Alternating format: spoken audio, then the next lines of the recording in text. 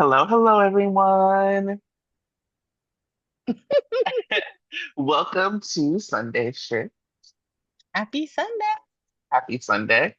Please make sure to like, share, subscribe, tell a friend to tell a friend. If you're on YouTube, also hype us up. I say this every week. Have no idea what hype means, but would love to be hyped. Um, and yeah, you can buy some coffee, you can purchase some merch. Chani and I were just talking about we have decided we are going because we'll both be in New York. We didn't even know that we were going to be there at the same time.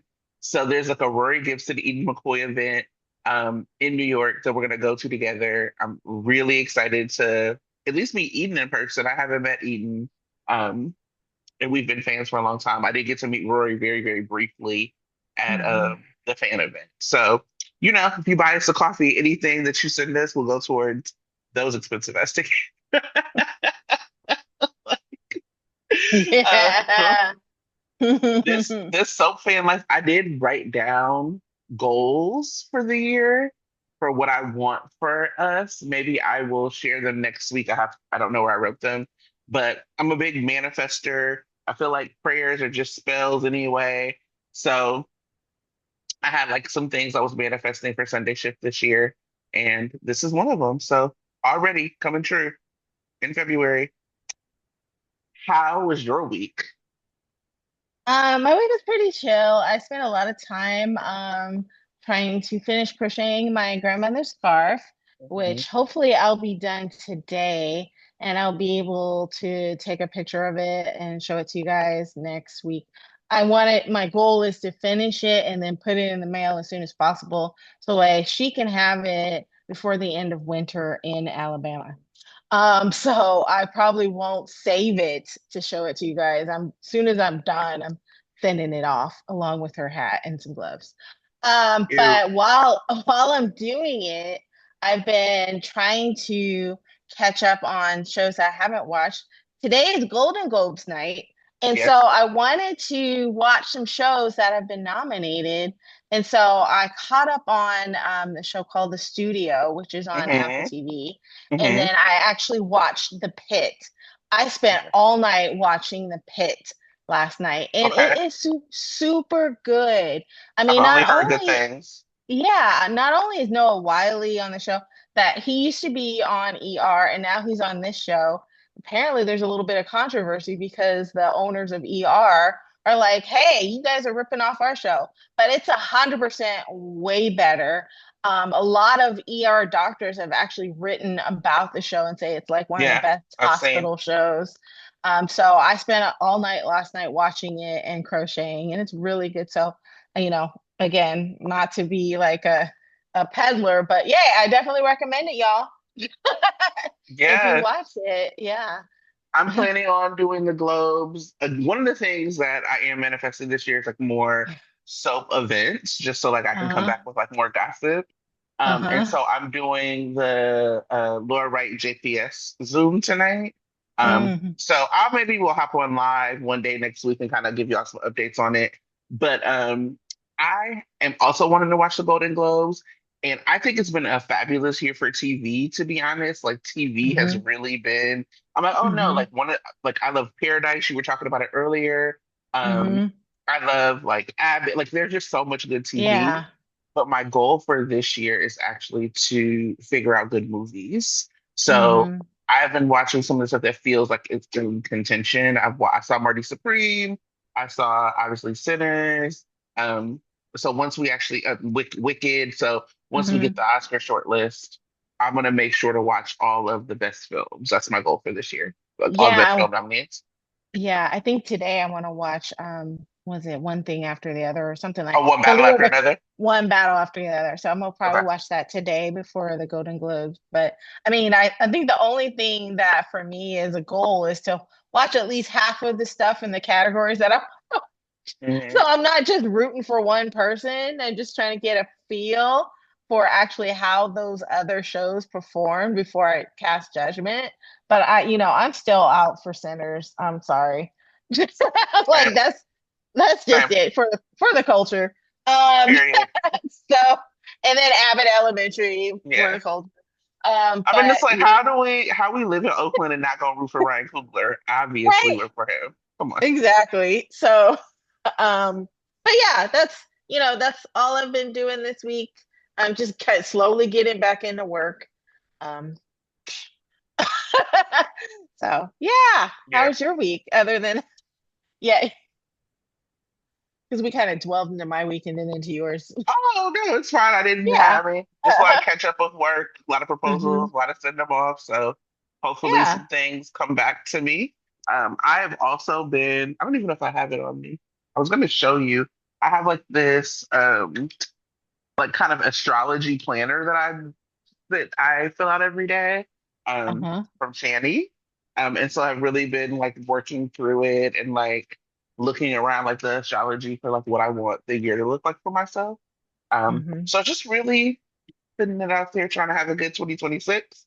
And so far, 11 days in, the world is on fire, but personally, I'm feeling grounded. Mm. Um, yes, I'm feeling grounded already. So Oh, good. anyway, Well, we're almost entering the age of the Aquarius. That's as far as astrology I get into, is I always follow my own. there you go. And so, yeah. There you go. I love it. Well, we Jack, let's talk about GH. Man, that was a week.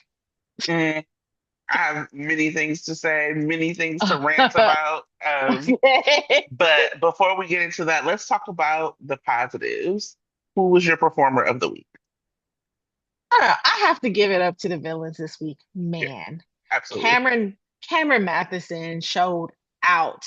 And it's usually Drew is well all year he's been really playing Cameron Matheson or Drew in a way that people have found annoying, evil, mean, all the good things. And they overreacted to the character when they see Cameron Matheson on the street.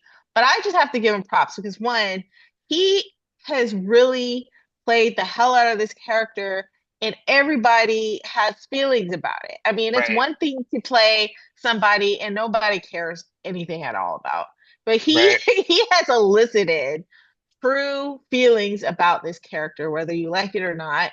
And I have to give it props because it's a skill as an actor that helps us to do it. And you could see it during that testimony that he had this week. I mean, his facial expressions, his face turned colors. He was Yeah. spitting. He was doing all kinds of stuff. I mean, there was a lot of physicality to that actual performance. And I just have to give him props for that. Also, Kate McMillan, man, lady, girl. It's like she She's killing has, it. she's killing it. And it's just very like, because I was reading an article and she's saying that she actually didn't know until a couple Hmm. weeks or a week before. And just the subtlety of it all. Just the kind of the looks, the that one little crack of a look, the same kind of look that we had when Lisa was confronting her about stalking Daisy. She had Right. that little quick little look where we're like, girl, you actually meant to do that, or you enjoyed it, or something like that. And we had that same look today when she was um talking to Drew in the restaurant. Hmm. But she's really great. She's doing really good. So I just have to give her props to her this week. Also, I really enjoyed the scenes between Jeannie Francis and Morris Bernard Hmm. when they were talking about Luke. That was probably Yeah. not planned. Well, it was planned, but we didn't know what was going to happen with Tony Geary. So it was just kind of like it hit a spot that we, needed. But we Hmm. didn't, the producers didn't know we would need, but it was definitely needed. So that was great. And then, also, shout out to Horny Dine. What's her name? Naz. Naz. Tara and these nicknames. That's so Um, funny. um, she is awesome playing the lawyer, man. She Hmm. is really great at it. And I have to give her props for her skill at playing a really great lawyer, especially against Nancy Lee Grahn and Alexis. I mean, both of them were actually did some really great performances in court this week. So I have a lot of Yeah. positives. Even if I didn't like everything that happened, the actors, as always, are phenomenal. So always a joy to be able to give them the props. Yeah, Um, so yeah. I would say I agree with I agree with all those performances, and because the actors are so good, that's why mhm, it gets so frustrating sometimes with mhm. the story being what the story is. Yeah. Um, I talk really often about I kind of understand the limitations in terms of like money for the show. So like example, we remember when Sunny was on trial and we had like extras who were from the town and the jury, and so it was Alice and it was oh well I'm forgetting his name, but I can like see his face, but you know what I'm talking about?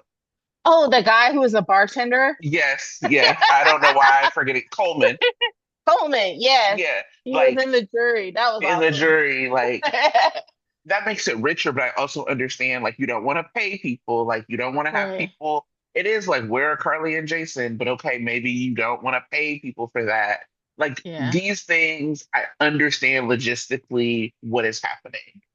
And so because of that, I sometimes feel like they're not doing the work they need to do to make up on the back end because the actors are so good that we Mhm. actually like those actors and as audience we kind of deserve to see a little bit better.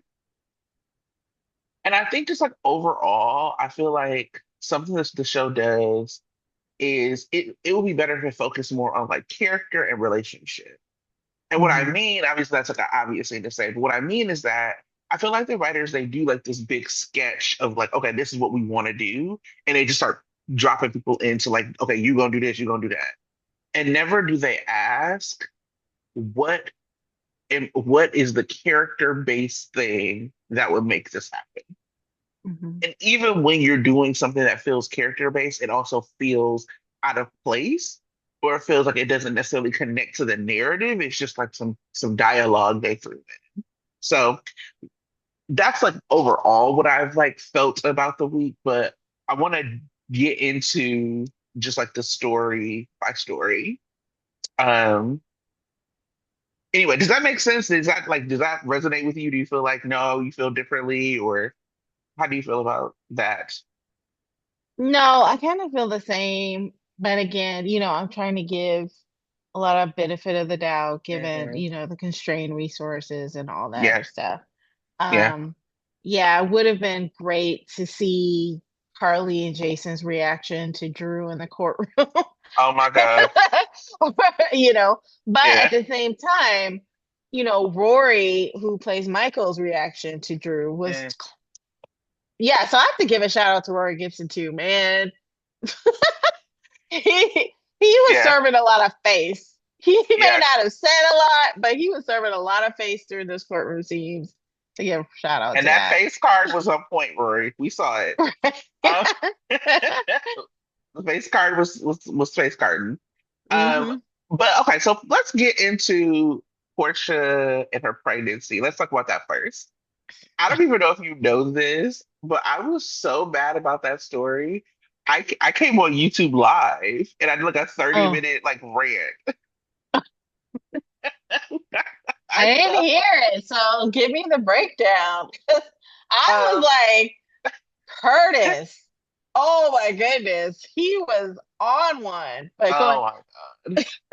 I won't even revisit a lot of it. It's stuff that like we've talked about it. I just like put a lot of the thoughts into one place. Uh, But obviously we saw in the story Curtis shows up mhm, to the hospital while Portia is about to go into her doctor's appointment. Portia was not expecting him, and he's like, "Yeah, I'm here for the doctor's appointment." So it's like y'all aren't speaking but you didn't tell her, like you're so petty that you can't even have some communication about the fact that you're coming. That should not have been a surprise to her. mhm, And he tries to push her to have the paternity test, and she is like hesitant over it. What frustrated me not only was like the story, but it was the way Portia was being written. Because first they have her talk to Liz, and they're like, "Oh." I at first wanted Isaiah to be the dad, but now I kind of want it to be Curtis for Trina. Oh yeah. And if knowing would be really stressful for me. And that set me off because I've said this many, many times. I'll say it again. I don't care if I'm a broken record. I don't need people to like Portia. I'm not saying people have to like Portia. I'm saying I'm constantly asking the question of why Portia is being written in a way that does not allow for people to actively root for her. That was silly and it did not make any sense. And to me, it also is the show tries really, really hard to write Portia, and they want for us to see Portia the way Curtis sees Portia. And I don't, and I'm not going to see her that way. The only backup that Portia has is Isaiah. Even Mhm. when Elizabeth comes to talk to her, it's not, girl, you're not in the wrong or whatever. Like you might have made some mistakes, but you weren't alone. It was just like, take care of yourself. Nobody aside from Isaiah has Portia's back. I don't know. How did you feel about even Curtis showing up? Like, what was your reaction to all of that? I thought that was wild that he can just Mhm. stroll up into the hospital and then actually go up to so Portia has now a new OBGYN. Now that Britt has her license, Britt is Right. now officially Portia's OBGYN. And he strolls up and goes up to Britt and be like, you know what? I want Portia to get a paternity test. And I want to Like schedule it. that's and I want to schedule it. And I'm just like, sir, how dare you try to force a woman to get a paternity test? That's not even usually done and only really done by a court order. You haven't taken the legal route to do it, but you're just waltzing up into the hospital and demanding it. Like you have every right to her care. And that's not right. That's not fair. And it's very like I don't know. I just like I really was put off by that. And the Yeah. fact that um GH wrote that in as if it's a valid type of scenario. Yeah, I don't know. Maybe it was a way to show that actually men don't have the right to do that because Brett was just like, no, and anything that I do is because of what Portia asked me to do. You have no right to Right. tell me. So maybe that's a good way to show people, men, you can't do that. But just the gall and the way that Curtis feels that he has every right to dictate or be a part of or to insinuate himself into this pregnancy is not fair. I mean, just because legally they're still, married, he still does not have the ultimate right over her body. Hmm. And the way he's treating that is just really disgusting to me. Hmm. Um, I really like the standoff between him and Isaiah. Yeah. Um, That's a good so man, Savannah. because yeah, it basically shows Curtis that actually Portia does have someone in her corner and he can't Right. just run rushshod over this whole experience. Right. So I really appreciate that. But yeah, Curtis really ticked me off. I was just like, ugh. And it just, it's still it's extending from last week again with Curtis and Jordan. Mhm. I was disgusted by all that, so it just extended itself to this week. So I'm still Absolutely. not over it. So I'm still team Portia and Isaiah at this point, um, Hmm. especially after Curtis's behavior in the hospital. It was one of those things, and I do want to get into when we get into hot takes. I want to talk about like just people who write about soaps or whatever. And so there's like a Mhm. person I follow. I'm not gonna put their name out there. I usually agree with them on a lot of stuff, but this week they just had some takes, and I was like, oh my goodness. And so one of their takes is like very anti-Isaiah, and I just Uh-huh. can't do that. And I know that like I, as a like Black woman, will experience a show and like a storyline different than other people may. And it just, to me, is never going to sit right the way that Portia is treated.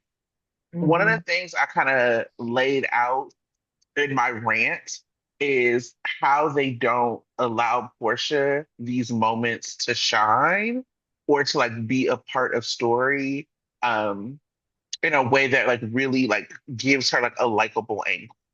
Again, I'm not saying people have to like her, but I'm saying that it's like she's almost purposefully cut out of. So I part of the reason I was so mad about the holiday episode where they like didn't care about her, I'm like, okay, let's talk about it. Hat Daddy would have thought he was like still schizophrenic, still been on medication that he shouldn't have been on, wouldn't have known what happened to him if it wasn't for Portia. Portia was the one who stood 10 toes behind him and made sure that happened. And then we have like the big storyline or the big like moment where they're talking about it with Kevin. Portia's not even in that scene. Nobody is like, oh my God, Portia, thank you so much for standing up for us. Like, it's not there. Okay, fine. That is what it is. Then you have Curtis get shot. Now, mind you, Portia and Curtis weren't even in a great spot when Curtis got shot because it was right after the trainer reveal and after he kissed Jordan. And so he gets shot. She takes care of him. Like, better or worse, richer or poorer, sickness or health, she like, I'm gonna take care of him. And then if you remember, Anna comes over to the house to like assuage her guilt. Curtis isn't doing well. Portia don't want her around. She goes and kind of bum rushes her way. And I love Anna, 'cause that's not that, but like this is what happened. And when Portia checks her outside and Anna starts like crying, everybody's like, look at Portia being a bully. So we have Portia who is protecting her husband, doing everything she can to take care of him, but she doesn't even get that edit. She gets edited as this person who's mean to this white woman who just wanted to come talk to her friend Curtis. And then with Stella, even with what happened there with the hospital, we have Portia was the person who really stood on business. Portia was the one who works at the hospital as the chief of staff. So what they have is like Jordan makes some phone calls to find out something that we could have found out anyway without her. And everybody's like, and Kurt's like, thank you so much, Jordan. Oh my God, Jordan. But the person who stood behind him was like, oh yeah, I'm the chief of staff, and we as the hospital support her, even though what Stella did was illegal, not wrong. I'm down for it. Let's give everybody health care. But it was illegal. And technically the hospital would not have stood behind her on that. Portia was like, we standing behind her. And then we turn around and we have to see this whole family be like, F her, she better not show up here on the holiday. And then we have to turn around and hear Curtis and Jordan talk about this baby. And Curtis is basically talking about Portia as an incubator. I Hmm. want her to have this baby and I want us to raise it. This is what he tells Jordan. I want us to raise this baby. But when him and Isaiah get into it, he tells Isaiah that if it's Curtis's baby, his baby, then he can't be in the baby's life. I'm sorry, Well, what? honest, yeah, and yeah, that was wild. But at the same time, Portia did that too. Portia told Jordan, "I don't want you in my baby's life." So I I think get that. on the one, but on the one hand, but I'm in agreement with Portia on that versus Curtis. Curtis don't even know. Well, I'm just saying Curtis doesn't. I don't feel Curtis has that kind of right because I kind of feel like the main custody is gonna go to Portia, and I don't know. That's in my mind. And Mhm. so I still feel like the mom's rights are, supersedes whatever Curtis wants to do, still in my Mhm. mind. But yeah, just to be fair, Portia did the same thing with Jordan, and now Curtis is doing it to Isaiah. I hear that. I think Yeah. my problem is we don't hear Portia saying to Isaiah, like, we don't hear her saying, if it's Curtis's, we'll raise it together. Or what I would Oh like yeah. is for it to be Curtis's and then like you'll be the dad anyway, or I want to raise this baby with you. What I'm saying about Right. Curtis is he has said essentially that he wants Portia to incubate his baby that he can then Hmm. go raise with Jordan, Hmm. and that Isaiah can't be around it. Like on some like I'm like I don't care what y'all do, you can't be around it. That was like, who are you talking to? I feel like Portia was kind of on some like baby mama, like, you know, petty, like you Hmm. did all of this and you ain't gonna have my baby thing. And Yeah. instead of Jordan even saying to her, I'm not trying to take your baby, she like, well, that's Curtis's idea. That's Curtis's plan. So it's almost like, or Curtis, it's Curtis's say. So it's almost Yeah. like I kind of don't care what you feel like as the mother. If this is Curtis's baby, and he says I can be in the baby's life, or I could be stepmom, or I could be whatever. You actually don't get to like have a say about that. Wow. So I just, yeah, I wasn't a fan. Um, and it also, the paternity test piece of it, I know it's a soap and we have to like suspend disbelief, but that's an amnio. And I, even when they were talking about it, I was like, this is a geriatric pregnancy because anything over like 30 or whatever is a geriatric pregnancy. And Portia's over 30, to be clear. Looks great, like, but she's over 30. And that would be dangerous unless they were doing like a panel of like testing for the baby. So again, like of course it's you got to suspend disbelief, but it's hard to do that when we know the reality. And so it's not even like Curtis took like a hairbrush from the kid. He's for real like I need you to do this like testing, this very intimate testing so that I can know what's going on. Like it was just it to me it was gross. I don't want to harp on Hmm. it, but it was gross. I did 30 minutes of a rant. I could go 30 more. I don't want to like about Curtis and the Ashfords and that family. So no, was not a fan. And again, like it is sticking with me that Curtis has a whole family standing with him against Portia, and the only Hmm. person that Portia has standing with her is Isaac. Messy. Hmm. Um, let's get into Willow's trial, because there's so much that happened as we got into the week on this. Obviously, we have like the big reveal um, of that Willow is the shooter that we kind of knew or figured anyway. Shout out to Brett on Twitter. Brett had found like a picture a while ago that was like who the stunt double was that actually like shot Drew, and it was like a small, petite, like brown hair white woman. Um, I will say this, and then I want to hear kind of all your thoughts about it being Willow. I think sometimes I was talking to Tara and Susie actually, and we were talking about how this show does this thing where they try to like gag the audience. So we have like assumed it was like Willow or might be Willow or probably is Willow for a while. You didn't actually need to gag us on that. Like you really didn't. And when you do that, you like inhibit the story from being told in a way that like makes it interesting to have it laid out.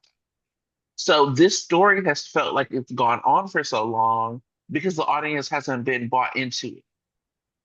So I would rather have you gagging the characters on the screen than gagging me. I would have loved, I think the very latest that this should have been revealed is at the wedding. When Drew and Willow got married, we should have seen Willow have a flashback to shooting Drew.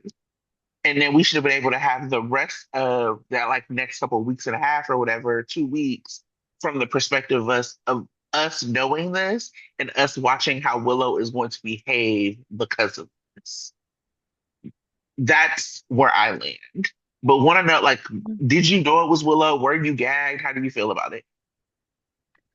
Um, I think for me, like I felt like Willow was definitely a top suspect. And I remember when we did our, mapping or when Tara Oh yeah, introduced the tear. whole grid, her Yeah, tier thing. And I think, you know, Willow was a top suspect, but it was hard because I don't know, we felt like, well, we kind of knew that Michael's alibi was not real. right. But we felt like he saw her. Yeah, And I we did. kind of what I appreciated that not knowing for sure was being able to now I can go back and kind of look at how Willow as a character has experienced this whole trial and trying to see if I can find clues to when she actually knew that she did this. And what's still a mystery right now at this point in the story is whether or not Willow consciously knew that that she tried to shoot Drew and she was trying to get away with it or what, or if she just remembered on the stand and just played it cool while she was on the stand. Or we don't know if she has DID or if she's bipolar or anything. For me, it's very interesting to to think about her actually knowing what she did and going through this trial, calculating, how I can get away with it and manipulating Drew and, trying to make sure that she gets custody of the kids, Hmm. just because of the history of her family, of Nell, of all this. Like maybe she knows that Nell did all these things, but she in her mind feels, well, I can get away with it way better than Nell. Right. Or or maybe she's not conscious of what she's doing and she's, still just trying to work her way through it. I think all of that is interesting to contemplate. And so I'm not necessarily as frustrated as you or maybe some other readers that we didn't know beforehand. Now, I was impatient. Like I felt like this was going on a little bit too long, but hindsight now, I'm not as impatient because now I get to have this whole new experience of trying to figure out what was Willow's motivation, how is she going to play it now? We saw a little bit now on Friday of how she's manipulating Drew. Right. Before, we didn't know what her purpose was on remarrying him. We didn't really know except to say, oh, I just need to make sure that I get custody of my kids. We didn't know And it how looks good. deep It that looks better for my for trial. my child, but we Yeah. don't know how deep she actually was in the knowledge of I need to marry Drew so I can get away with this and get custody of my kids. Before it was just more like custody of my kids, custody of my kids, and I need to get out of this trial in order to have custody of my kids. But now it's like not only is it custody of my kids, but I actually did this, and so I need to get away from this trial. Like it's a whole bunch of more layers to it, and so I'm actually excited about the idea of just trying to go back, look at how she's played it, figure out how she's playing it now, and just trying to figure out, okay, so where is GH going to go with this? Is she going to be like a character that gets caught and then goes to jail and we never see her again? Or is she in it for the long haul? She's going to get away with it, maybe go to Shady Brook and we see her in Shady Brook. What's going to happen with Michael and Jacinda? Like, or what's going to happen with Michael and Willow? Are they going to have a confrontation? Is Michael going to admit, yeah, I saw you there? And not only since I know that you did what you did with Daisy, I'm doubling down on it because I saw you shoot Michael. So now I really know that you were Shoot, not Drew. fit. Yeah, he shoot Drew. So I really know that you were not fit to be a parent, and I've known it all along. And I know you saw like I'm wondering, did Willow see Michael? Did they get to did they have like kind of in the back of their mind knowledge that they saw each other that night? And it's just a push and pull. There's all these questions that I have now, and I get to see it played out, and I'm really excited to see where GH is going to go with it. But that's where I'm at Yeah. right now. I'm gonna try to absorb some of your excitement Well, just because more curiosity and yeah, no, because I want to. I want to absorb it. I was yeah. nothing but annoyed. I felt like this. I felt like the story made every character look stupid. Um, Uh, I I want to. Okay, I'll uh, start from the top. yeah. So I wanted, if I'm supposed to see Willow, I wanted to be in on it with her. I'm not even Hmm. saying that um I needed to know the full time. Hmm. Really, I'm saying that the wedding was when we should know because you're talking about like going back and looking at her reaction. And I think that Katie maybe had an understanding that she might have done it, but she was not, but she didn't know for sure. So we can't Right. even go back in a month or two and look at reactions because even the actress didn't know. And I think that it would have been a richer story if they would have done that. That's like the first part for me. I think they made Tracy look like a complete idiot, and I don't like that. I I don't. The fact that it happened was silly. The fact that she got tricked was silly.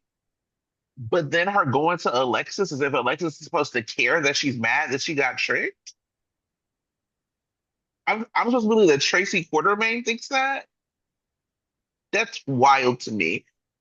And if she didn't talk to Michael, how does she know what cameras saw that she saw on a rainy night?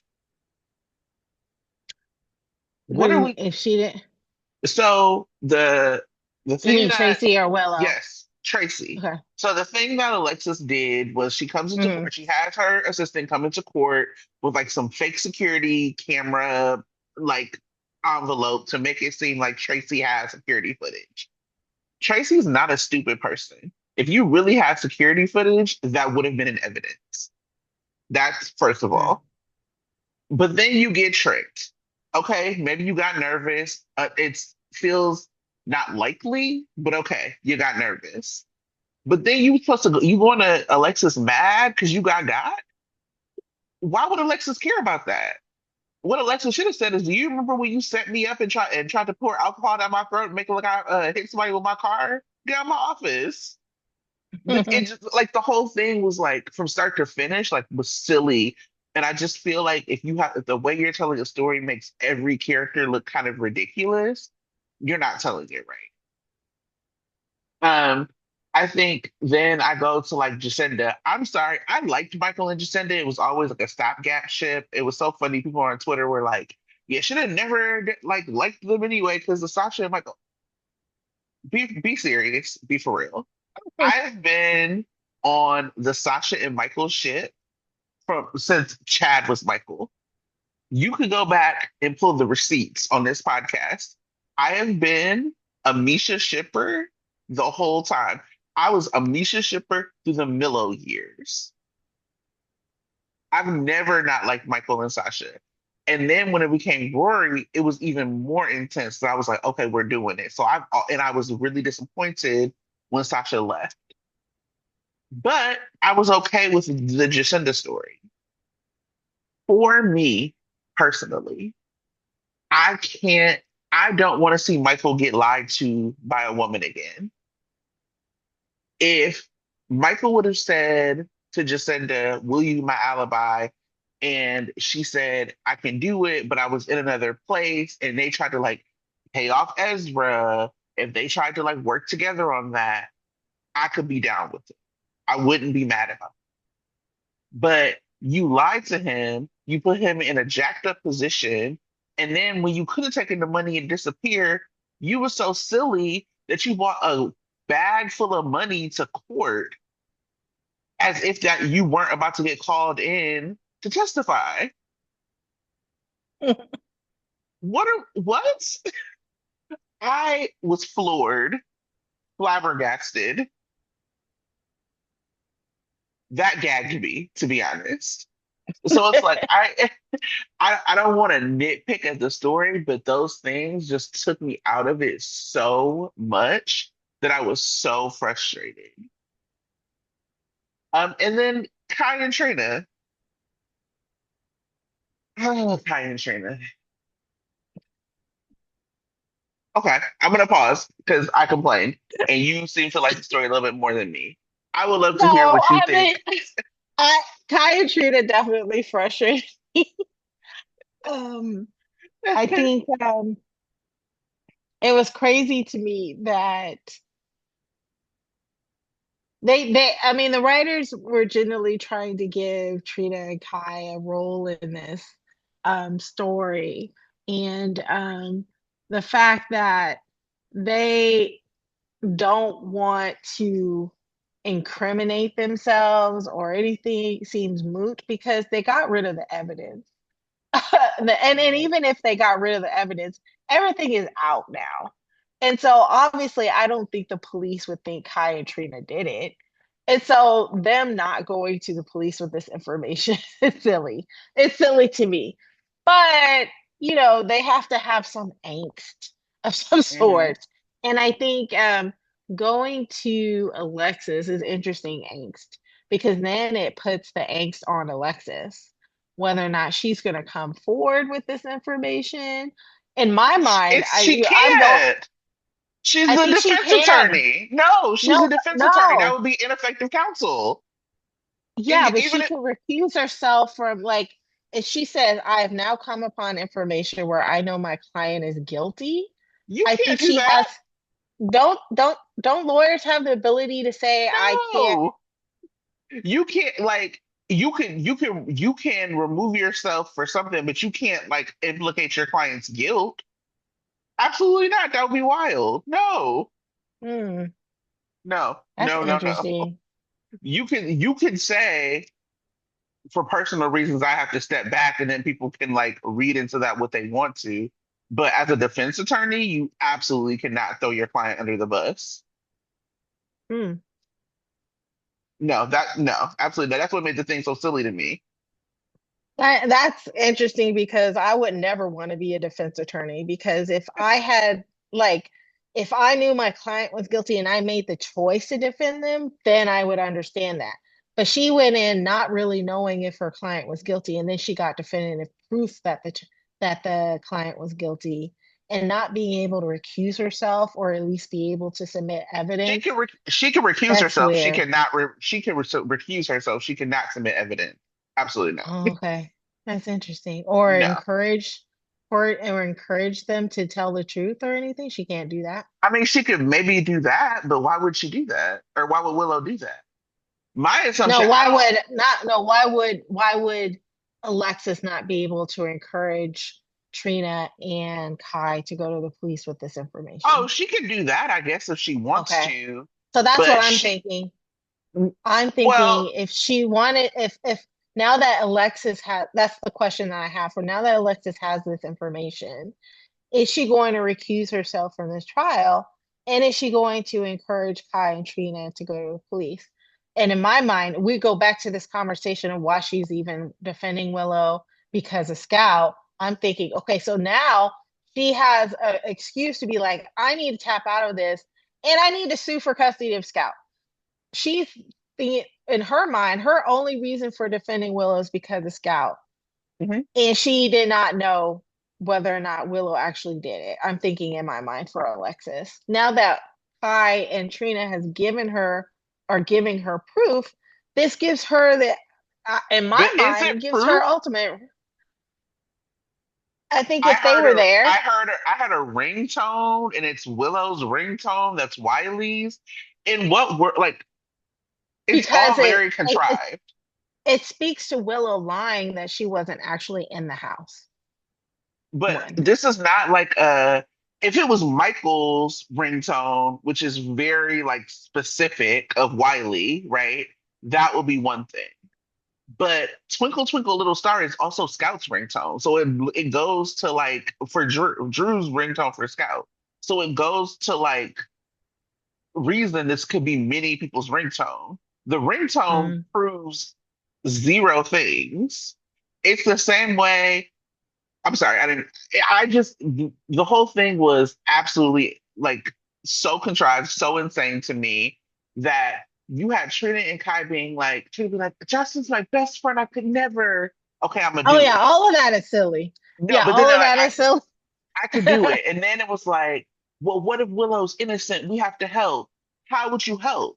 And you would be in the same position right now. So why were you gung ho to find out for Willow if you're not gung ho like or, to like find out with Michael?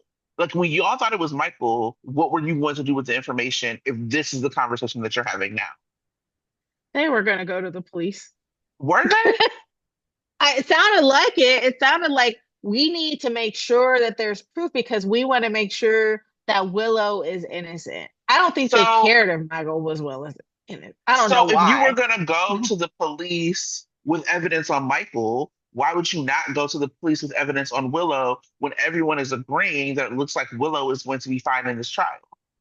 Exactly. So everything that Trina and Kai are doing is super silly and suspect. And it's like their reasoning is flawed, no matter Yes. what, it's just like it's very silly. Um, but it's there for the whole angst story, which is crazy.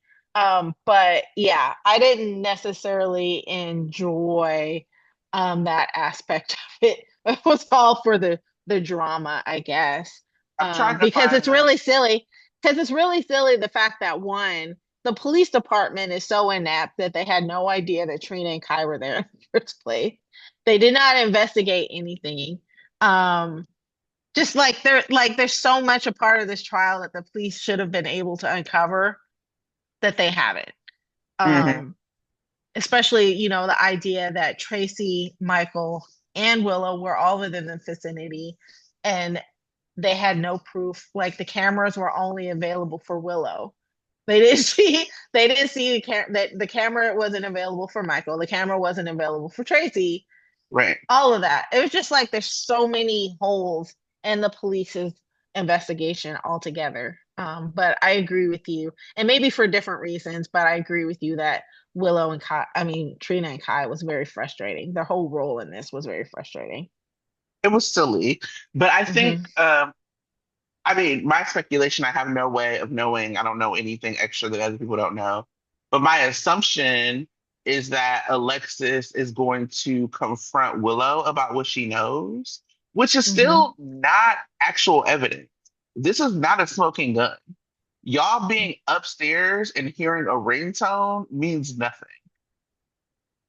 especially when originally y'all thought the ringtone was Drew's.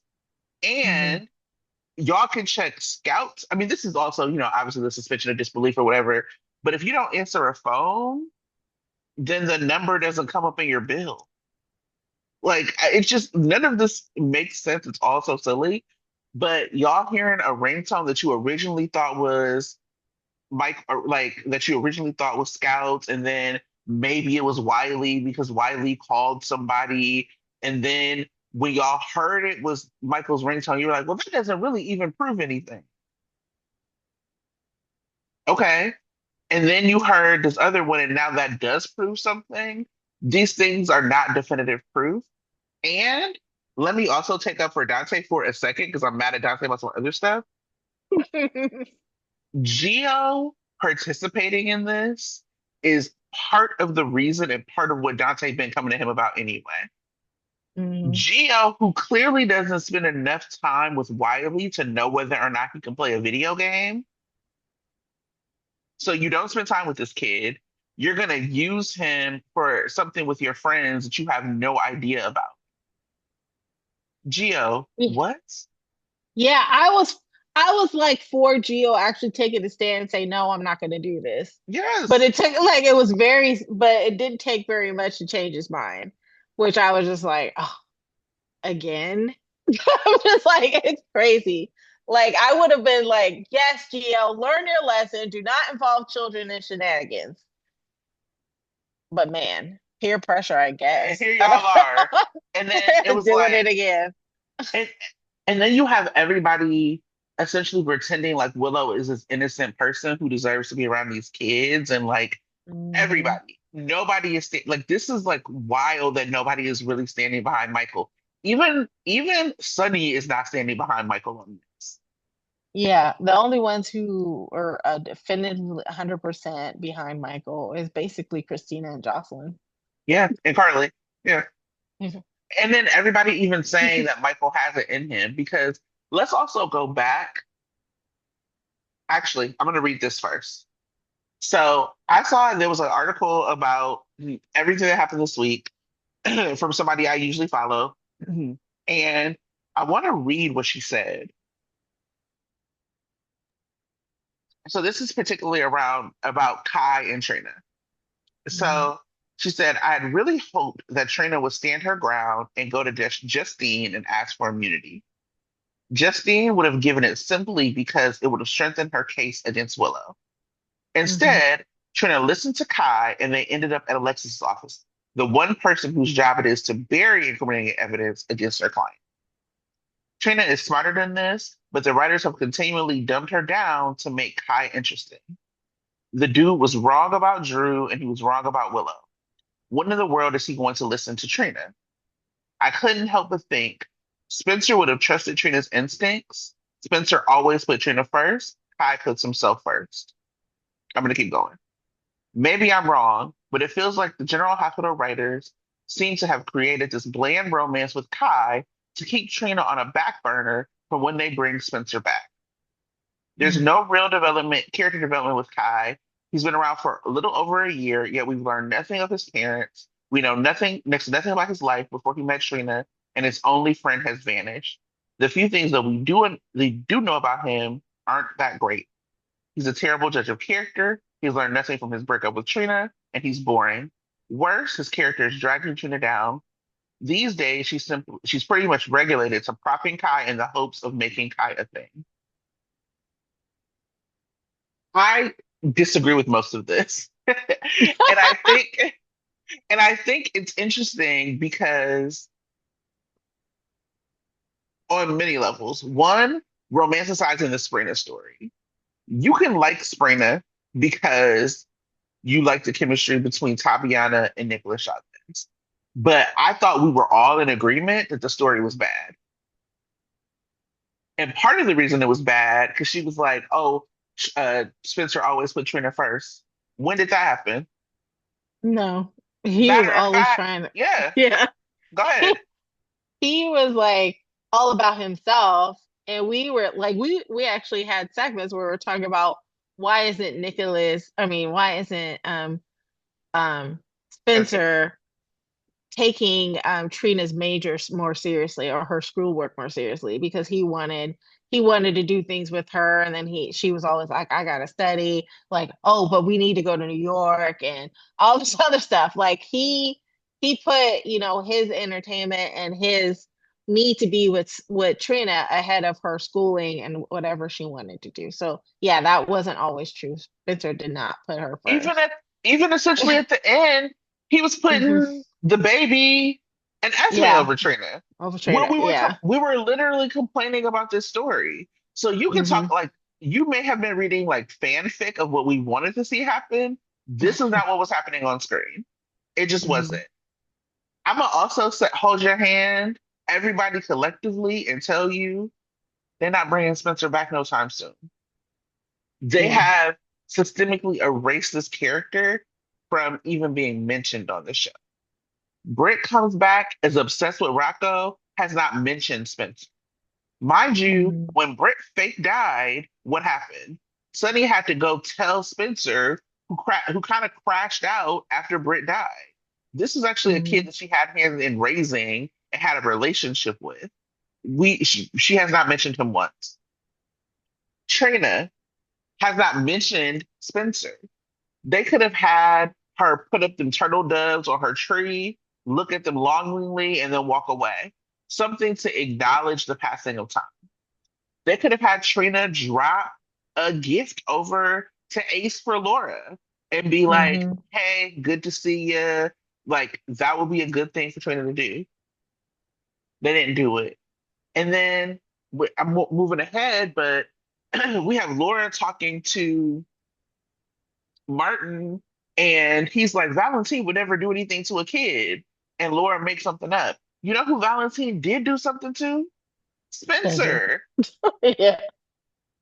They have erased this character, unfortunately, because I was a Spencer fan from Hmm. birth, to be honest. I'm gonna hold y'all hand and say it does not seem like they're bringing this character back, and that's really unfortunate for a character like Trina that people keep getting stuck on that because we can demand better for Kai, we can demand better for Trina, and we got to be careful with the way we talk about these things because it makes it look like Trina can't hold a story or Trina can't carry a story. That is what the Mm. complaints are. Because people never learn the right lesson when like the powers that be. If you hate everybody who she's attached to except for Spencer, people are going to say that Spencer was carrying her, not that she was a valid part. And part of my crash out that I recorded was that the only person that could have been paired with Spencer when he came back was Trina. And Mhm. so I'm not saying that. I'm saying I worry that that's what's going to be taken away from it. People hated Rory. People hated Gio when he was going to be paired with Trina, and all of a sudden he's magic with Emma. People hate Kai. And so I just worry and hope that that's not what the writers are hearing when it comes to that character. Um, because if you look outside of like what you want, that's what it sounds. And then finally, I also want to say that I think it would make sense if they would have bring in Trina's history. Trina should be scared to go to the DA because Trina was almost prosecuted for a crime she didn't commit, that Mhm. everyone knew that she didn't commit. Mhm. I Like, wouldn't trust the police. let's bring in some history, babes, as to why Right. she wouldn't be doing this. So Right. that's all my rant for how bad I felt about this. But we'll see what happens. We'll see. I think the other thing that they've done is set up that this will probably be a double jeopardy situation. So my thought is that that Alexis is gonna say something to Willow, and Willow's gonna be like, if you say something about this, if you recuse yourself, if you whatever, I'm gonna tell Drew that Danny was around Scout. Ooh. That's what I think they're gonna do. And then Yeah.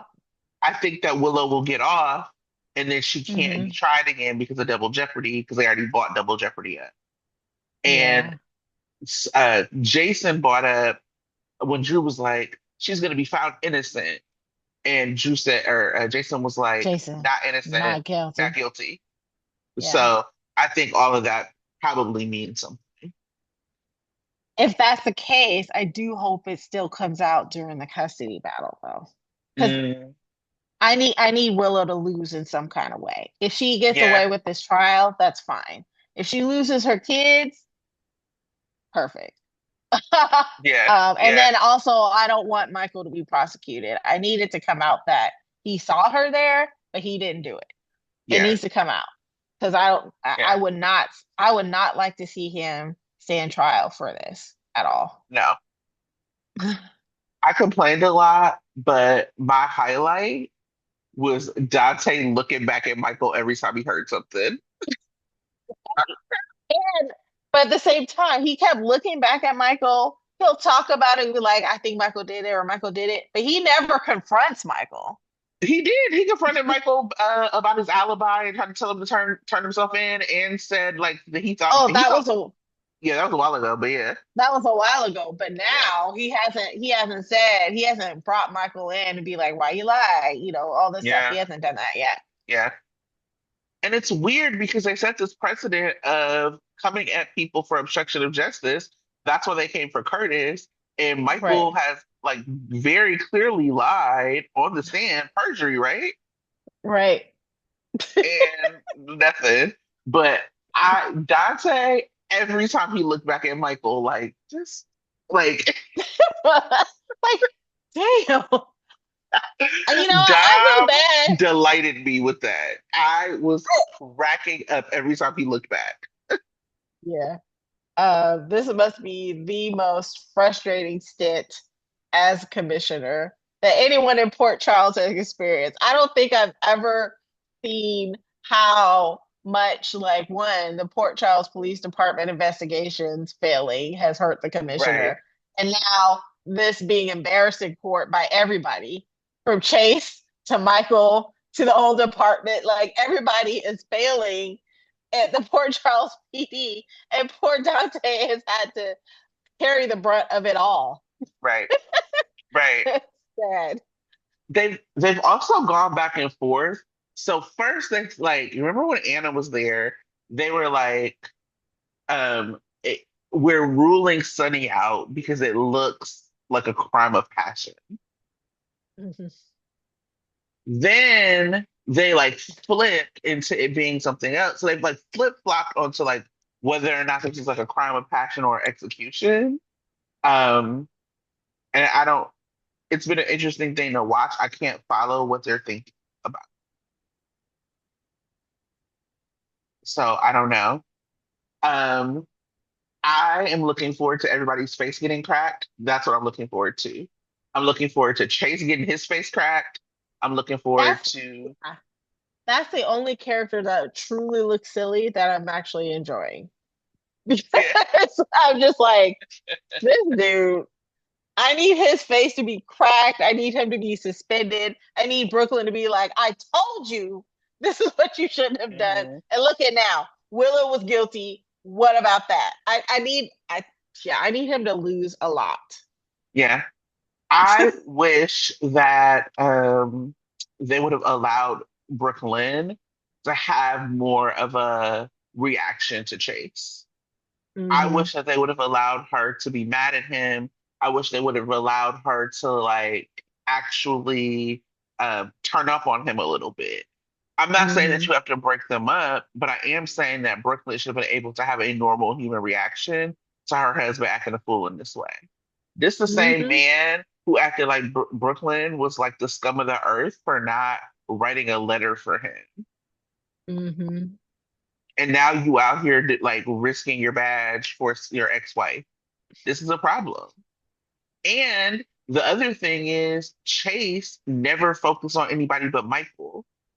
And part of the reason this doesn't look like just like a crime of passion with Willow, this is like an execution, is because the clothes that Willow had on when she took the gun from the Quartermains is not the It's same different. clothes. Yeah. So she It's had been different. holding on to that gun Yeah, for a while. and planning something. Hmm. So, we'll see what happens. I'm interested to see how they go forward with this. I don't want to see um a whole lot more time spent on believing Willow's innocent. I wanted to start coming out that she did this. Because the other thing, and I don't know, I mean, obviously GH is GH and they can do whatever they want to, but this is somebody who's watched a lot of crime shows. The Everybody has rested. You can't actually introduce new evidence. So whatever Kaya and Hmm. Trina are doing technically can't be introduced. Now GH can make their own rules and say whatever, but Hmm. I think it would be interesting for me to see if, let's say, Alexis goes through with the trial, Willow gets off. I think it would be interesting for me to see one, Nina finding out and actually confronting how she now has a daughter that's closer to Nell than she thought, and yeah. that Willow isn't actually interested in having her having to deal with that, and whether or not Mhm. she's going to um, protect her grandchildren over her daughter or Yeah. actually help her daughter. That'll be an interesting story for Nina. Um, Hmm. yeah, it'll be interesting to see. Yeah, we'll see. And then obviously, Drew finding out. What does that mean? I think He looks so again, stupid. he will look stupid, but again, because of his personality now, I think he'll turn it around and be like, "This is all still Michael's fault," Oh, you know. that crash out in court, I'm glad that Carly named. It was pathetic when he was like Hmm. mad at Jason. It's overly pathetic For, for him being this like whatever with Michael. hmm. But I was a Navy SEAL. Okay, and a Uh-huh. hitman beat your ass. So now what? Especially since Michael was the only Quartermain that consistently liked him Yeah, from the beginning. Like yeah, Michael was always loyal to Drew, even when always. we didn't even know Drew was a Quartermain. Like when everyone thought Drew was Jason, he was loyal to Drew. And then when everyone found out that Drew wasn't Jason, he was still loyal to Drew. I think so for him to turn on Michael in this way is really wild. He He turned on the said, one he turned on the one person that always had his back. He said Michael gets everything, and the one time I take his wife, And, like, just I just do this one thing. Like I take his wife and his kids, and folks will never forgive. It's not fair. the dialogue amazing.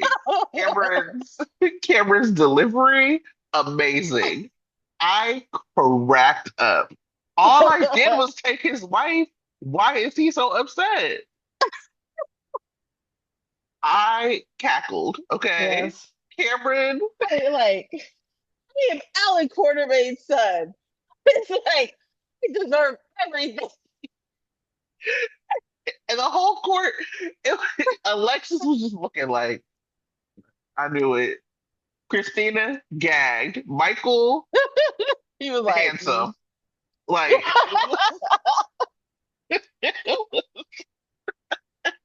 it was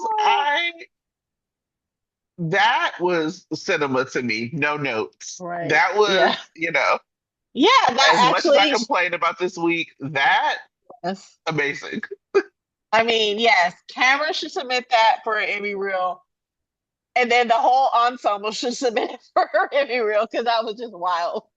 Everybody was like, "Are you okay?"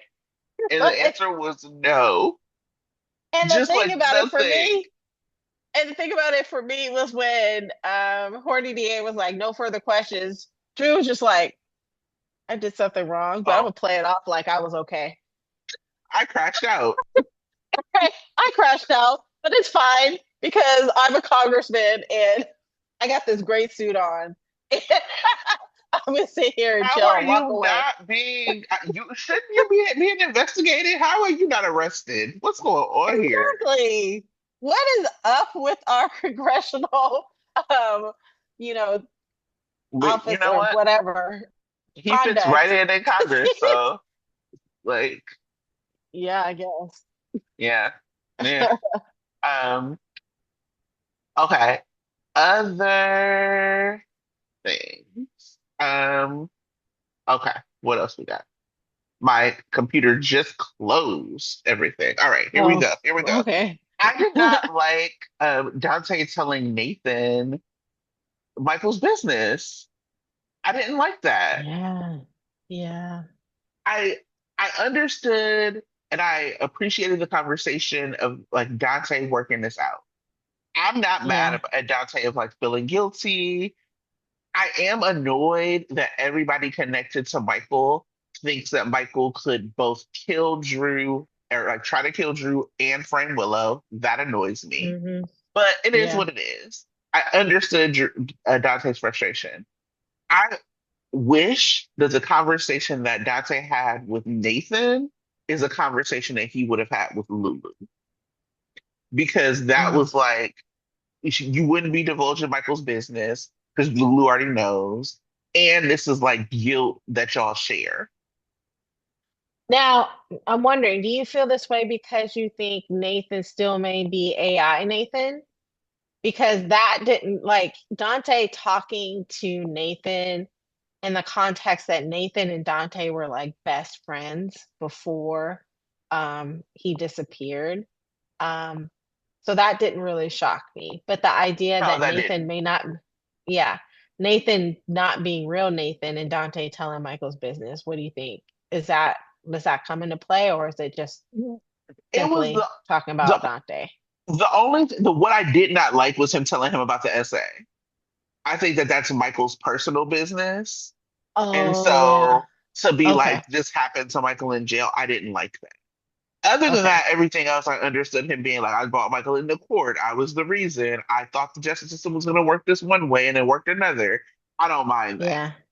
Yeah. The essay part, I think, is like the part that made it so this should be a conversation that that you're having with Lulu and not with Dante. Yeah.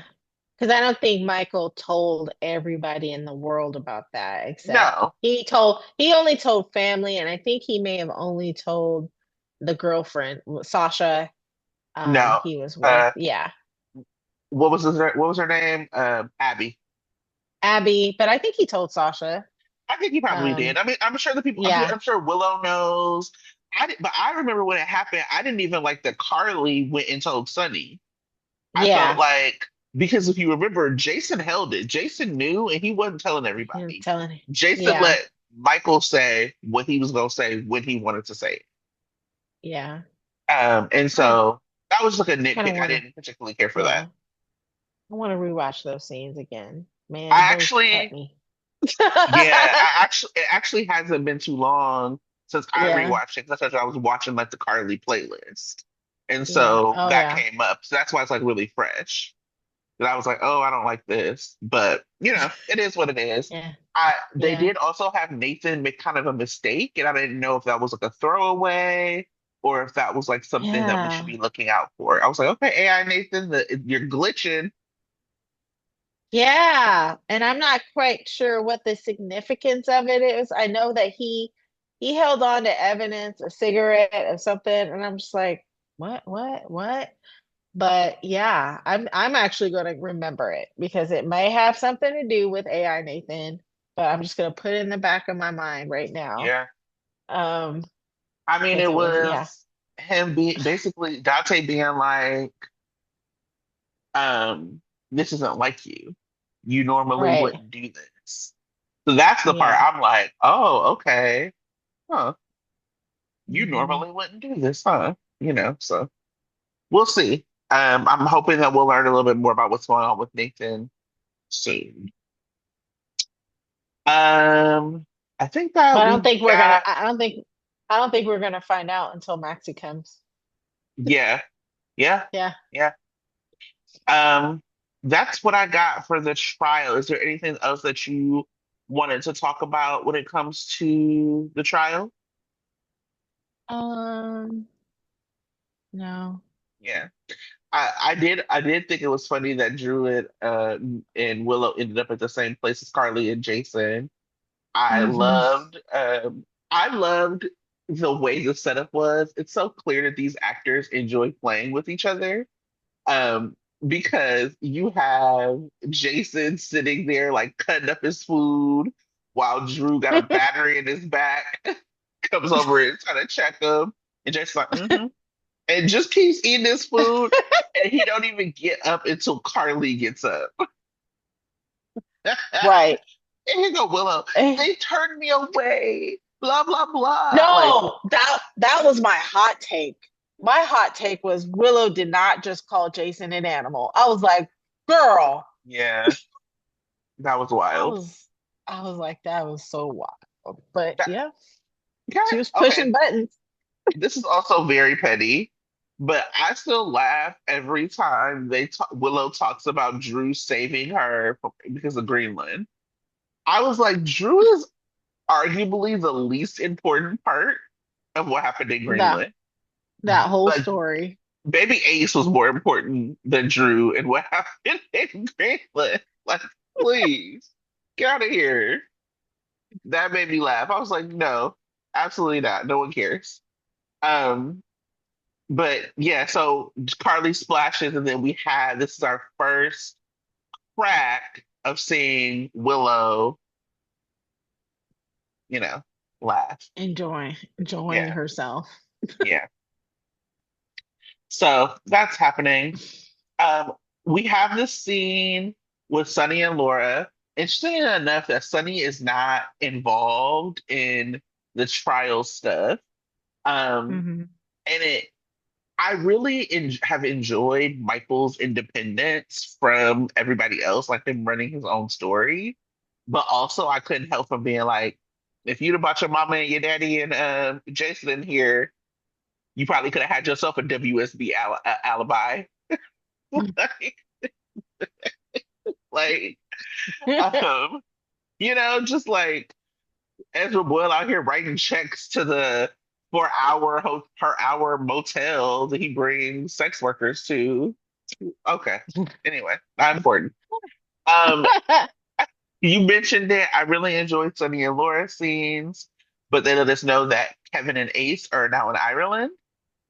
Um, and we learn that, obviously Sidwell is dating Lucy, but they think that he's trying to get close to Ava because of her connection to Sunny.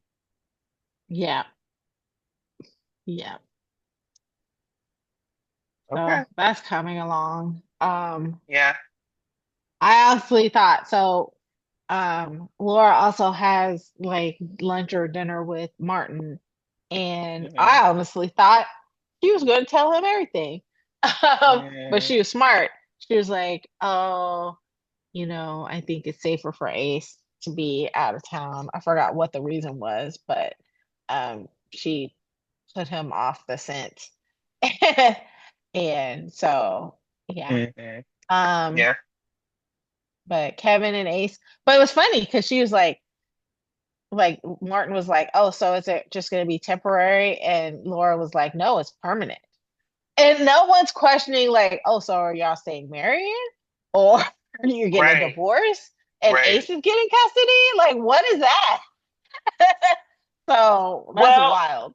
yeah, because Kevin is just as related to Ace as Laura is because Esme was his niece. Oh, that's Yeah. right. So, Oh yeah, yeah. you know. Yep. I did really love the Sunny and Laura scene. And like you pointed out, I loved the Luke Hmm. mention. And it just Yeah. reminds you of how deeply intertwined these characters are and how long their history is. So hopefully, Yeah. as this trial ends, we then like focus back into the Sidwell of it all. Because my Hmm. assumption is that Sidwell was the person that burnt up Sunny's penthouse, but we haven't Yeah. heard anything about that. We also haven't talked about Sunny almost being taken out after his heart surgery. And so all of Yeah. that hasn't, I don't know if that's just dropped. So I'm hoping that we see that come back up. Uh-huh. And the history with Luke makes me again, I want to go back even further in time because Laura made it sound like Luke was involved in the mob in a similar way that she was, like he was blackmailed into it. So now I kind of feel Oh, like I want to, because she was like, yeah, but Luke found a solution to the problem. And I was like, oh, so was there another reason that Luke was involved in the mob? So I kind of want to find uh, out what that that's a was. Tara question. She knows most of the mob stuff, but Luke in Yeah. the mob predates Sunny even being there. Yeah. So Yeah. I don't Yeah. I don't remember how he got in. Or like if it was Yeah. blackmail or if it was, some Frank Smith, Yeah. whatever stuff. So I would have to Yeah. ask her. Yeah. I mean, the ultimate solution was Frank Smith was killed. So Yeah. R.I.P. figure out. Yeah.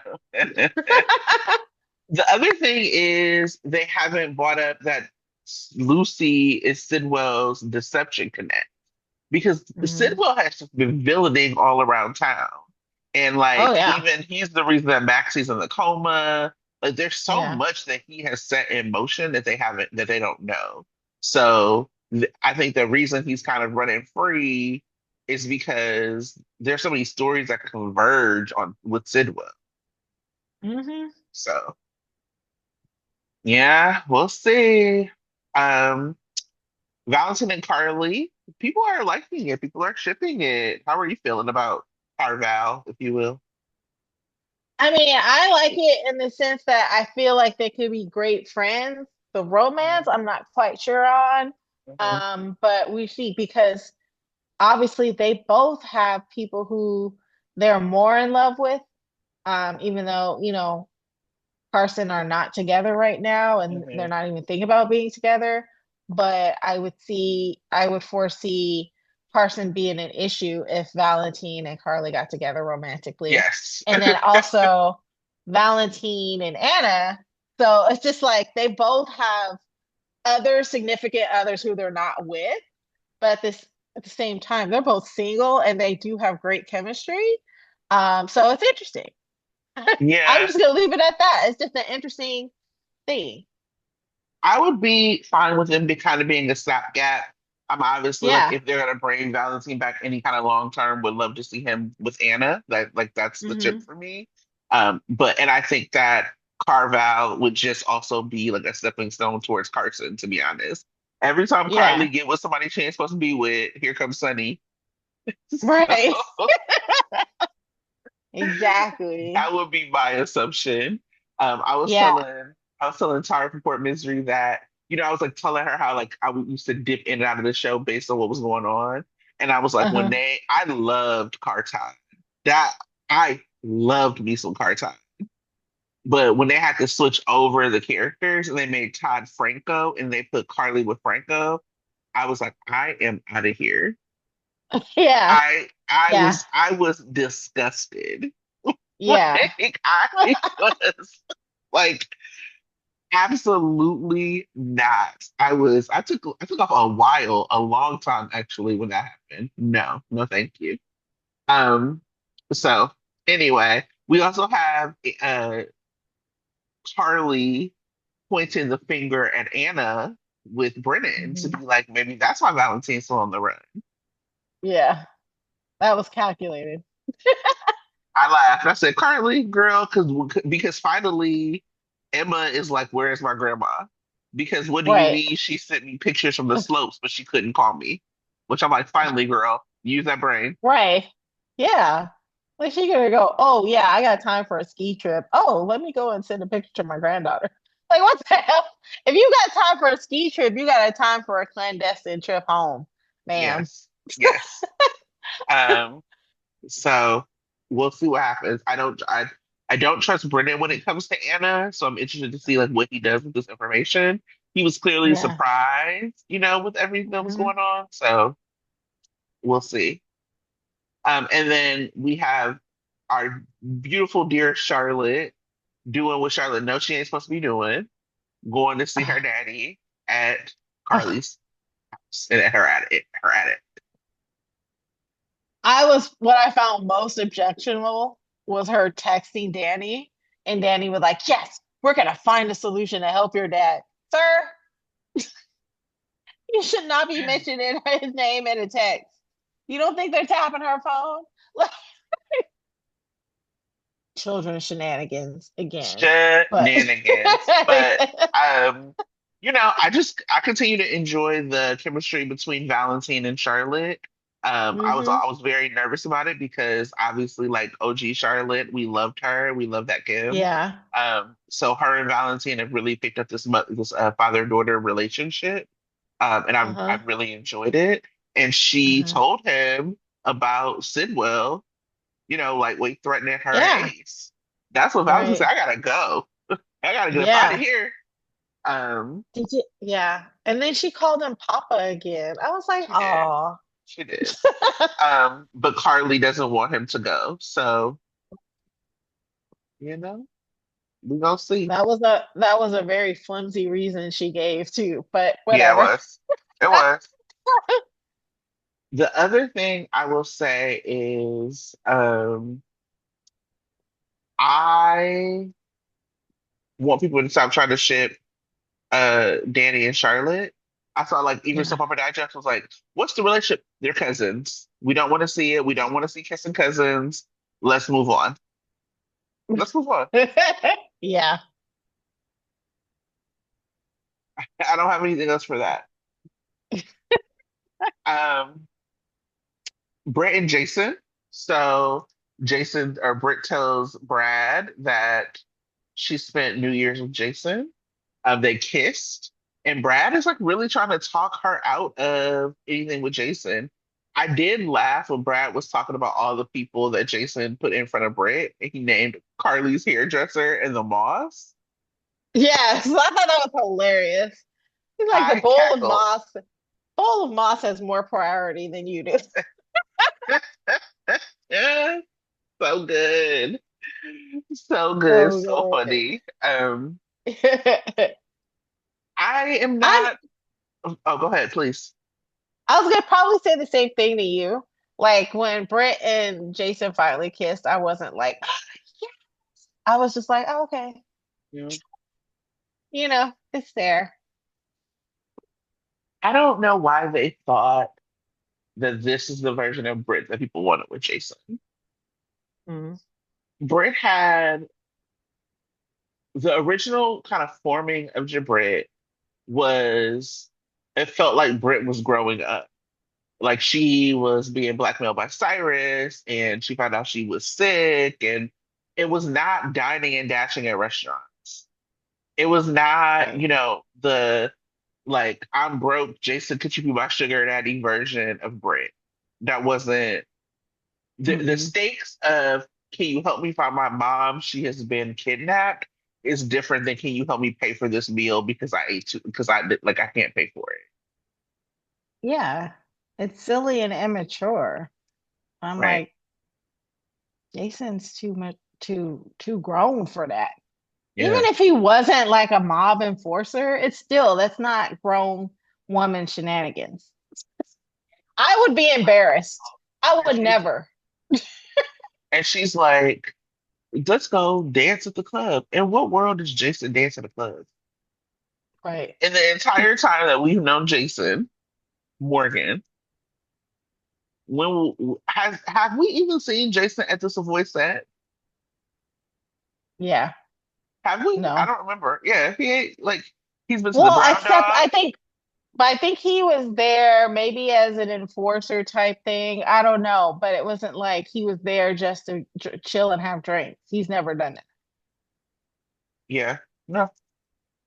And I'm kind So of thinking, I'm thinking about Brit and maybe because of the youth thing, but I'm thinking, was Jason and Sam weren't of the same age either, were they?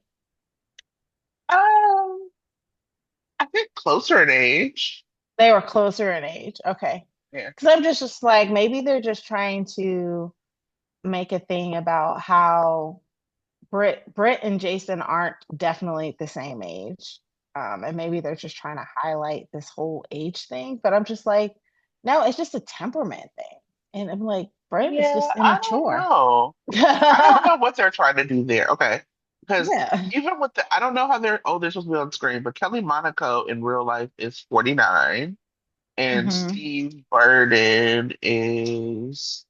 I don't even, Steve Burton is 55. So they don't have a real big age gap. Yeah, they don't have a big age gap. I Okay. feel like Kelly T-Ball is not even 40 yet. Mm-mm. Let me look. Kelly T-Ball oh, no, she's 43. Okay. So, I mean, Yeah. but She's yeah, it does immature. feel immature. Yeah. Um, I mean, she's so acting like she's in her 30s. That's what I'm yeah, saying. You didn't even think she was in her 40s. yeah, And no. she's acting like she's in her 30s, So, 20s even. but we'll see what happens with it. Hmm. I don't like it, but I'm not offended by it. It doesn't disgust me. So I Right. guess that's the best we I'm can ask just, for. it's just like a meh for me. I'm kind of Yeah. feeling the same way about Jason and Britt that I felt about Chase and Brooklyn when they were first getting together.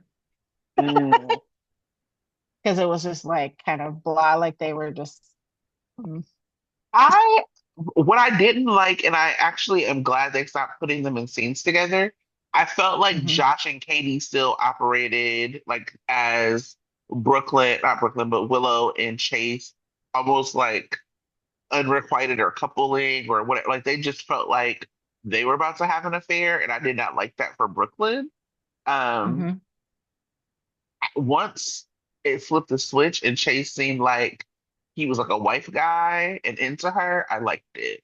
Mm. But I could very easily throw Chase away and it wouldn't be a problem for me, as I have.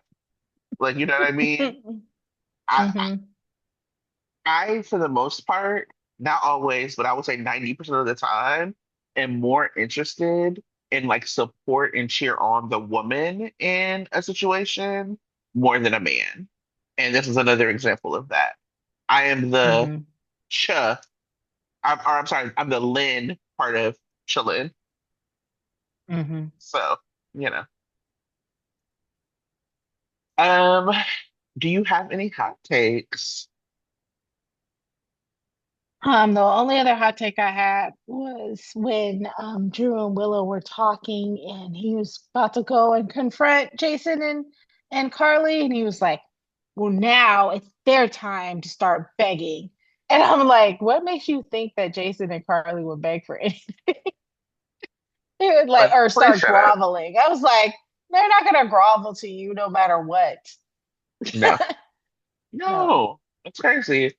Um, I have some questions about Wiley having a phone at all, and the way in which I'm not saying like, as a mother, I understand like being desperate to see your kids. I understand like all of the ways, but it feels like Kylie, Kylie is my niece. Wiley could just uh like snap on his phone, whip it out, and FaceTime Willow whenever he wants to. Like it's just very bizarre to me, this like plot device of this phone that we've never seen Wiley with. He wakes up, he has this issue where he needs to like see Brooke or like with like the night that Drew was shot, he has to like go find Brooke Lynn to like call Michael. Clearly you could have called Michael from bed.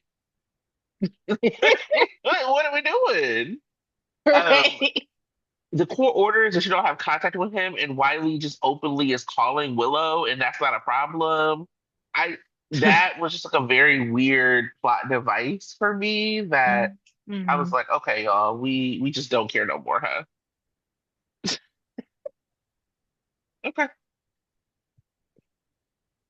The other thing I was Ah. gonna say, oh, go ahead, please. Oh, I didn't say anything. Oh, the other thing I was gonna say, I don't want to go into it too long, but I think that one of the things that is missing across media, so it's not just soaps, but soaps, it becomes more pronounced because it's such a smaller medium, is tastemakers. I think that we are truly missing the people who will say what they want to say and are not worried about like clicks or not worried about like if other people will agree with them and will look. I feel like when we come over here on this show, it's like much smaller platform than like other people's platforms, but we kind of talk about what we like. And if you like it, you like it. If you don't, you don't. And in the comments, we're mostly like people are mostly respectful to us, and we're respectful back, and we have like a conversation. And I enjoy that. I don't have to agree with somebody. I don't have to only like listen to people who I agree with, only talk to people who I agree with. And I feel like there's something with a lot of like soap media that I'm seeing that is more like following the conversation that's happening on social instead of driving the conversation that's had on social. And I think that it weakens our genre. Mm. I would like to see more people just have their opinions and not worry about how it's going to land with other people. Make the case for your opinion. I was talking to somebody the other day who hates Portia, and I was like explaining to her like what I felt, and they were like, "Okay, yeah, I got set on like Portia, but I see what you're saying." And then nobody died, and it was great. Like, you know what I mean? Like, um, Yeah. and I wish that we had more because I think, especially because we don't know who the writers and stuff are tapped into, who they talk to, like who they listen to, like how they get feedback. It would be nice if we had more people being open, honest, and like ready to direct conversation instead of following.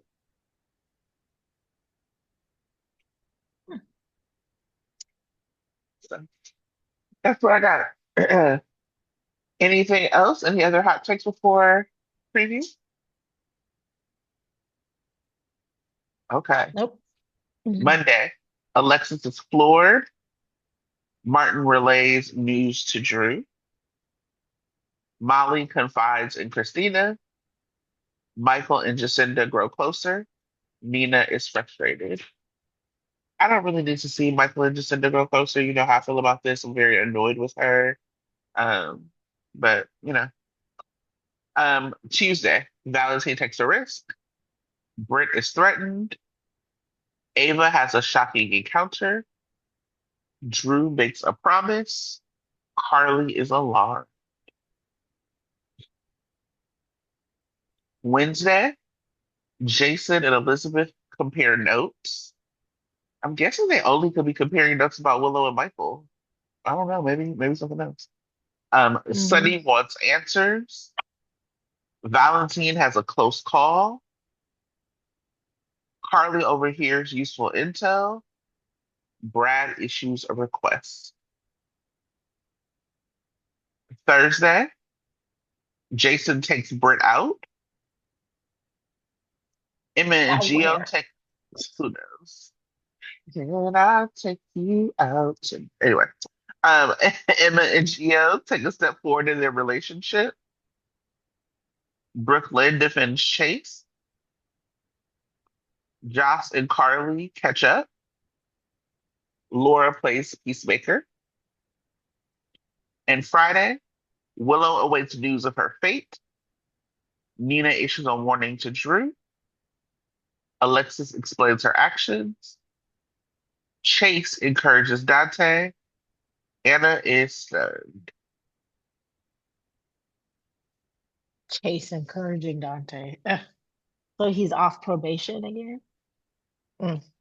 Anyway, well, thank you for sticking with us. If you do, if you stuck with us to the end, like leave us a little emoji in the chat just so that we know that you've been here to the very end with us. Um, Thank you for listening. Make sure to like, share, subscribe, comment, tell a friend to tell a friend. If you're listening to us on social or on if you're listening to us and not watching, you can still comment. You can like leave us fan mail. We do read that and we appreciate every piece of it. And other than that, we'll see you next week. Bye, friends. Bye.